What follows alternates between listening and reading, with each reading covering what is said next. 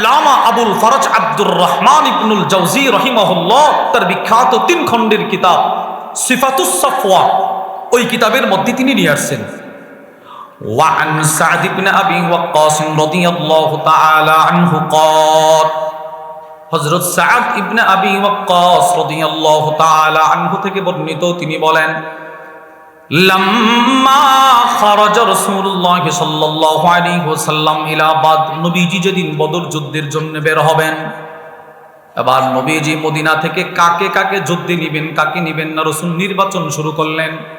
সকলকে দাঁড় করাইলেন। যারা বেশি বৃদ্ধ রাসূল এদেরকে বলতে লাগলেন আপনারা দুর্বল থাকেন মদিনায়, যারা যুদ্ধের জন্য প্রস্তুত এদেরকে নবীজি নির্বাচন করছে। 313, এক বর্ণনায় 314, আরেক বর্ণনায় 315। সিরাতুল মুস্তাফা শরহুল বিকায়াতে পড়ানো হয়, উর্দু একটা কিতাব, ওইটার মধ্যে আছে 313 অথবা 314 অথবা 315, যে এই 3টা রেওয়ায়েত পাওয়া যায়। প্রসিদ্ধ 313 বদরি সাহাবী, যতজনকেও নবীজি নির্বাচন করলেন।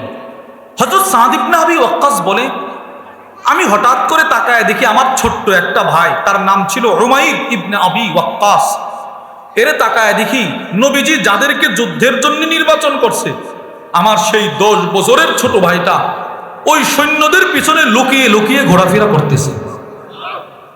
আমি তার কাছে গেলাম, ফা আখাযতু বিয়াদিহি, আমি তার হাতটা থাবা দিয়ে ধরলাম, ধরে বলতেছি ফাকুলতু লাহু মালাকা ইয়া আখি, উমাইর তুমি এখানে কি করো, তুমি এখানে কেন, যাও বাড়িতে যাও।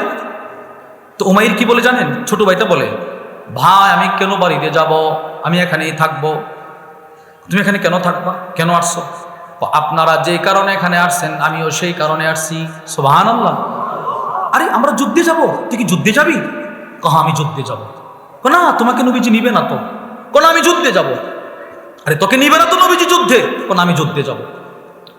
হযরত সাদ ইবনে আবি ওয়াক্কাস বলেন আমি আমার ছোট ভাইটাকে আর বোঝাইতে পারলাম না। ফাউরিদু আলা রাসূলিল্লাহ সাল্লাল্লাহু আলাইহি ওয়াসাল্লাম, আমি নিরুপায় হয়ে আমার ছোট্ট ভাইটাকে নবীজির সামনে উপস্থিত করলাম।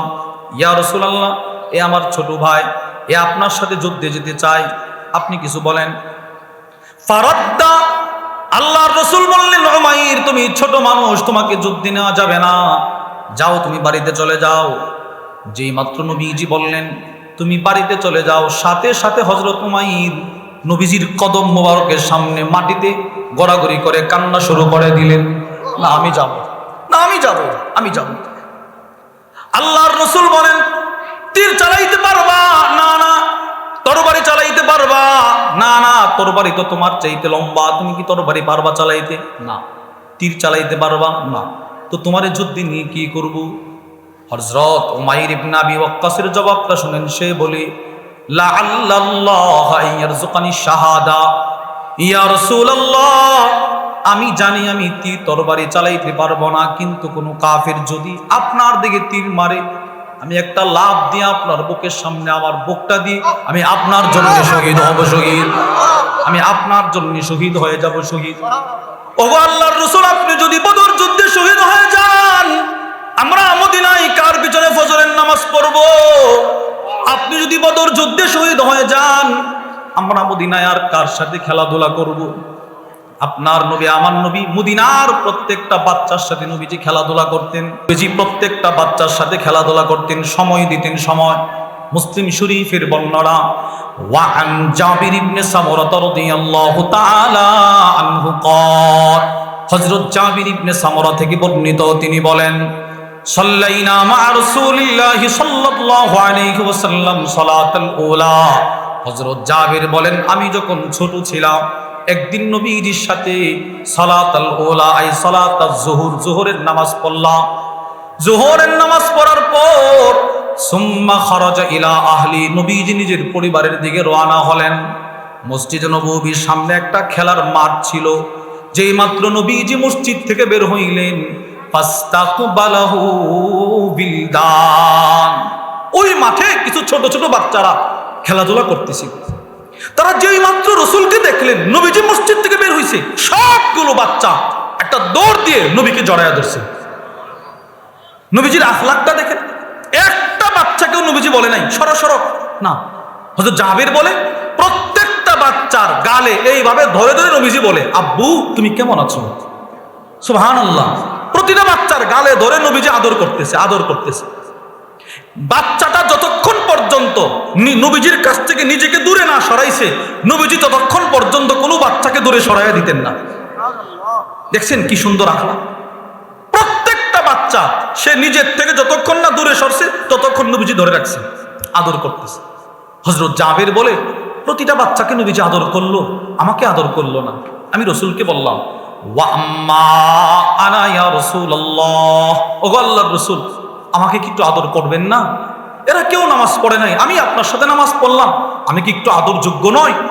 তো নবীজি নিজের শরীর ঘুরিয়ে জাবেরের গালে ধরে বলে, জাবের আব্বু তুমিও কেমন আছো? সুবহানাল্লাহ। হযরত জাবের বলে, যেই মাত্র নবীজি এইভাবে আমার গালে ধরছে, ফাওয়াজাতু লিয়াদিহি বারদান আও রিহা কান্নামা আখরাজাহা মিন জুনাতি আত্তার, যেই মাত্র নবীজি আমার গালে ধরছে, আমি নবীজির হাত থেকে এমন একটা সুঘ্রাণ পাইছি, আমার কাছে মনে হয়েছে নবীর হাতটা এই মুহূর্তে জান্নাতের মেশকে আম্বরের পাত্র থেকে বের করা হয়েছে। এই পরিমাণ সুঘ্রাণ ছিল নবীর শরীরে, এই পরিমাণ সুঘ্রাণ। আল্লামা ইমাম ইবনুল হাজার আসকালানী রাহিমাহুল্লাহ তার বিখ্যাত বুখারীর শরহ ফাতহুল বারির মধ্যে লেখেন, কানা রাসূলুল্লাহ সাল্লাল্লাহু আলাইহি ওয়াসাল্লাম ইদা মাররা ফি তরিকিন মিন তুরুকিল মাদিনা, আপনার নবী, আমার নবী মদিনার কোন রাস্তা দিয়ে একদিন যদি কখনো হেঁটে গেছে, ওই রাস্তার দুই পাশে যত গাছ ছিল, গাছের যত পাতা, প্রত্যেকটা পাতা থেকে নবীজির সুঘ্রাণ সপ্তাহের পর সপ্তাহ পরেও পাওয়া গেছে। এই পরিমাণ সুঘ্রাণ ছিল। এই হাদিস থেকে কি বুঝলেন? নবীজি বাচ্চাদেরকে খুব সময় দিতেন। এই কারণেই বাচ্চারা বলতো, ইয়া রাসূলুল্লাহ, আপনি বদর যুদ্ধে শহীদ হয়ে গেলে আমরা কাকে নিয়ে বাঁচব? কার পিছনে ফজর পড়ব? কার সাথে খেলাধুলা করব? আফসোস, এখনকার যুগের মা বাপ নিজের সন্তানকে নবী চিনাইতেছে না, নবী চিনায় না। কার্টুন দেখায় দেখায় খাবার খাওয়ায়, টেলিভিশন ছেড়ে ছেড়ে খাবার খাওয়ায়। এইভাবে যদি প্রজন্ম চলতে থাকে তো আমার ছেলে আপনার ছেলে কাদিয়ানি হয়ে যাবে, আমরা বুঝতেও পারবো না। নিজের সন্তানকে নবী চিনান, নবী নবী নবী, নিজের সন্তানকে নবীর পরিচয় চিনান।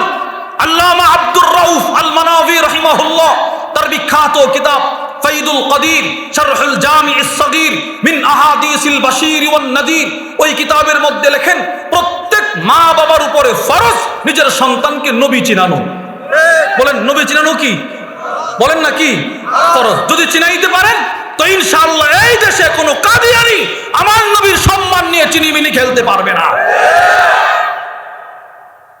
নিজের সন্তানকে নবী চিনাবেন। যতগুলো রাসূলের দুশমন আছে সবগুলোকে নিজের সন্তানকে চিনায় দিবেন। আব্বু এ কাদিয়ানি, সে আমার নবীর খতমে নবুয়ত নিয়ে চিনিমিনি খেলে। আপনারা কি বলেন? কাদিয়ানি কি? সবাই বলে না কি? কি কাদিয়ানি কি? আমার নবীর পরে আর কোন নবী আছে? নবীর পরে কোন নবী আছে? আপনারা সকলেই দেখেছেন, গত নভেম্বর মাসের 15 নভেম্বর বাংলাদেশের জমিনের ইতিহাসে সর্ববৃহৎ খতমে নবুয়ত অনুষ্ঠিত হয়েছে।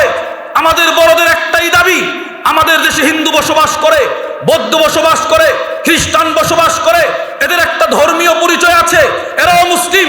ঠিক আমাদের দেশে কোনো কাদিয়ানি মুসলিম পরিচয়ে বসবাস করতে পারবে না। বসবাস করতে হলে অমুসলিম হয়েই থাকতে হবে। কাদিয়ানি কি হয়ে থাকতে হবে বলেন? অমুসলিম। বলেন অমুসলিম। বলেন বলেন কাদিয়ানি কাফের। বলেন কে কাফের? কে? সবাই বলেন, সবাই বলেন কাদিয়ানি কাফের। এটা নিজের সন্তানকে শিখাবেন। আমি ইদানিং সব জায়গায় বলি, আমার দেশের যুব সমাজ, অনেক যুবক আছে নামাজ পড়ে না, কিন্তু সে বুঝে নামাজ না পড়া একটা অপরাধ। বুঝে না? সে বুঝে। রোজা রাখে না, এটা বুঝে সে রোজা না রাখা অপরাধ। সব কিছু বুঝে। ওই যুবকের সামনেও যদি কোনো বেঈমান আমার নবীর সম্মান নিয়ে চিনিমিনি খেলে, ওই যুবক কিন্তু তখন বসে থাকবে না, তার গলা টিপ দিয়ে ধরবে। এটা আমার কথা না। আমি এই কথাটি কেন বলি? এখন বর্তমান বিশ্বের সবচেয়ে বড় আলেম যাকে বলা হয় শাইখুল ইসলাম আল্লামা তাকি উসমানী হাফিজাহুল্লাহ, তার বিখ্যাত বুখারীর শরহ ইনআমুল বারি, উর্দু একটা শরহ আছে, ওই কিতাবের মধ্যে নিয়ে আসছে। তিনি বলেন, হিন্দুস্তানের একটা মদখোর ছিল। মদখোর বলেন কে ছিল? সে মদ পান করত। পাগল। সে কি? পাগল। তো ওই নাস্তিক লোকটা দ্বিতীয়বার আরেকটা ফালসাফা বিজ্ঞানীর নামটা উত্থাপন করলো। দোস্ত ওই বিজ্ঞানীটা তোর দৃষ্টিতে কেমন? তো সে মদের বারে বলতেছে ওইটাও পাগল। তো দুজনকে সে কি বলল? সবাই বলেন না, কি বলল? পাগল। এখন নাস্তিক চিন্তা করলো, তৃতীয় নম্বরে যদি এখন মুহাম্মদ সাল্লাল্লাহু আলাইহি ওয়াসাল্লামের নামটা দিয়ে দিতে পারি তো সে মাতলামির ভারে নবীকেও একটা গালি দিবে। নাউজুবিল্লাহ বলেন না ভাই? আপনারা বুঝছেন বিষয়টা? মানে সে চাইতেছে, সে তো মদ পান করে, সে তো মুসলমান, একটু ফাসেক, মদ পান করে, তাকে যদি তার মুখ দিয়ে নবীর একটা গালি দেওয়াইতে পারি তো তার ঈমান হারা করতে পারলাম। এই নিয়তে সে তৃতীয় নম্বর বলতেছে, দোস্ত মোহাম্মদ কেমন রে, যেই মাত্র নবীজির নামটা বলছে, আল্লামা তাকি উসমানী বলেন ওই মদখুর মদের বোতলটা জমিনে নিক্ষেপ করে ওই নাস্তিকের গলাটা টিপ দিয়ে ধরে বলতেছে, বেঈমান, তুই আমার জিন্দগির সর্বশেষ যেই সম্বলটুকুন আমার ভিতরে আছে এটাও চুরি করতে চাইছিলি। এই বাচ্চা, আমি মদখুর হতে পারি।